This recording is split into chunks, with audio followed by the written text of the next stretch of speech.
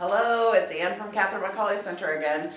Today we're going to talk about something that you guys have probably heard a lot and weren't really sure of, or maybe you've started to use them when you're speaking, which always is kind of fun to try when you're getting more and more proficient with speaking another language.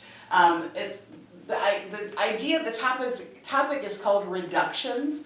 So when we do a reduction, or when we reduce something, so the kind of more root of this is reduce, means to make something smaller, okay? So maybe you've been listening to the TV, or maybe you're out at the grocery store and you're listening to people talk, and you think, those people are speaking so fast, I cannot understand what they're saying.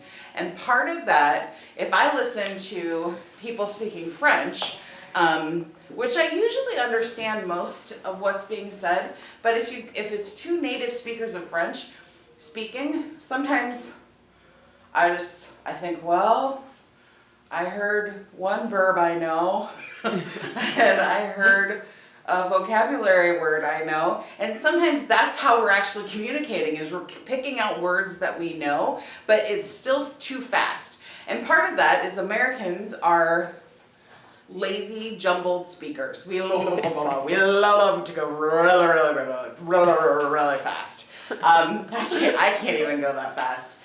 So you might have heard, I'm gonna go to the store. I wish I would have done that, right? I've reduced words. So I've taken two words, and usually the second word, I've made into a shorter vowel sound, or a vowel sound that's short. So what you might have heard here is we love to do, and actually I'm gonna take this off. We love to do could have, would have, and should have. So we have, actually it's an idiom, it's a saying in English where somebody will go, oh, I really wish, thinking about it, I wish that I had bought that dress when it was on sale. And then somebody else would say, yeah, coulda, woulda, shoulda, right? So we do this all the time. Could have becomes coulda.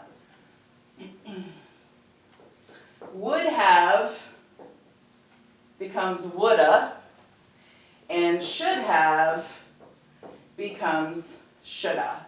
I could have been a track star if I wasn't born so big, right? I could have been a track star. I would have eaten the whole pizza, but it was too much pizza. So I would have eaten that pizza. And then should have. I should have gotten up at 8 o'clock this morning, but I got up at 10 o'clock, right? If I said it to a friend, I'd say, I should have gotten up at 8 o'clock this morning. I should have gotten up, blah, blah, blah, right? So we go fast. You probably have also heard, I'll leave these up. You can see these for a little bit. Things like going to, or want to, especially. And you might have seen these written. We often use these in text messages. So you might have started to use these in text messages, but for the most part, we don't write these out. We only actually use these in speaking. Going to, want to, and have to. I have to.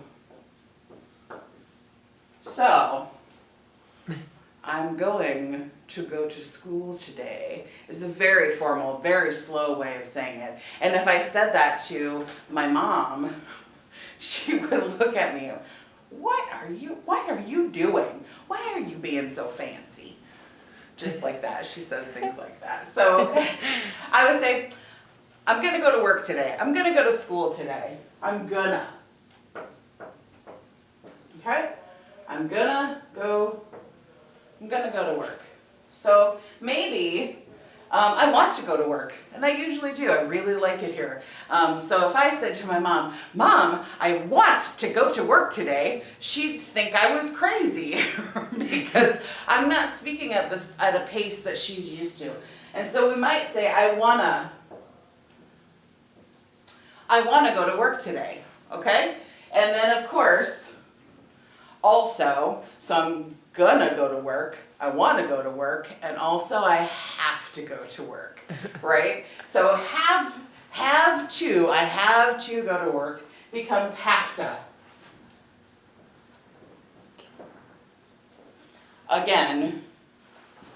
Again, these are not words that you would, I hope you don't find them in the dictionary. You'll really only use these maybe if you're writing in text, but otherwise this is all for speaking. I could have gone to work, I would have gone to work, I should have gone to work, I'm gonna go to work, I want to go to work, and I have to go to work, okay? And then, oh boy, then there's sort of the funny ones that come out. I'm not even noticing anymore. So I'll leave these so you can see these. I'll give you a minute. Maybe you want to write these down. And I say that more like, you should write these down. But maybe you want to write them down. Or take a screenshot. That's, a little more tech savvy. And then we're going to talk, the last thing we're going to talk about. Gonna. Every time I say it now, I hear gonna. Okay, the last thing we're going to talk about today is, oh boy, this is good. For the, we do this. For the, what do you think this turns into? I'm trying to think of a sentence that, oh yeah, we studied for the test. So if I say it to my friends, I say, oh yeah, my other friend and I, last night we were up and we studied for the test. It turns into for the. We studied for the test, for the. Especially Iowans like to do this sort of nasal for the test. Further, I will tell you, sounds a little bit like the word further, so be aware of that. So much of listening has to do with context. So you're gonna wanna, I just did it right here. Oh my gosh. You're going to want to listen for the context of the sentence. So further and further are two different words. Okay, here we go. Maybe somebody's asking you, would you like some bread? And I just did it. Yeah. Would you like some bread turns into a couple of different ways. Oh, how do I want to spell this? Well, we're going to use would, but we put a ja. Would ya? Would you like some bread?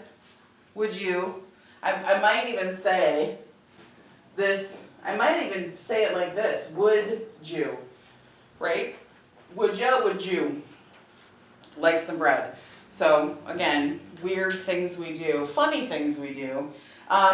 Kind of becomes kinda, and I'm sure you're all using this because I hear it every day when you come in and talk to us. You say kinda, so you've already picked up our funny habits. And then a lot of turns into a lotta. Do you have a lot of homework? Yeah, I have a lot of homework. So, and I've heard you guys say that too. You are getting better and better at this. Okay, so reductions. Again, something where you take two words and you make them into one, you make it a smaller word. We know that these are really, it's really difficult to listen to English speakers, and we go so fast. And again, we all do that, especially when we're with our friends. I had a man from Liberia say, When I speak English, Liberian English at home, it's a different kind of English because I'm going so fast. So I have to think about, now I'm speaking English outside my home to American English speakers. So we all do this in our languages, and I know that can be really stressful and really difficult when you're out in the community. But hopefully this will help. Hopefully this will help. I gotta go now because I'm gonna go to work. Thanks.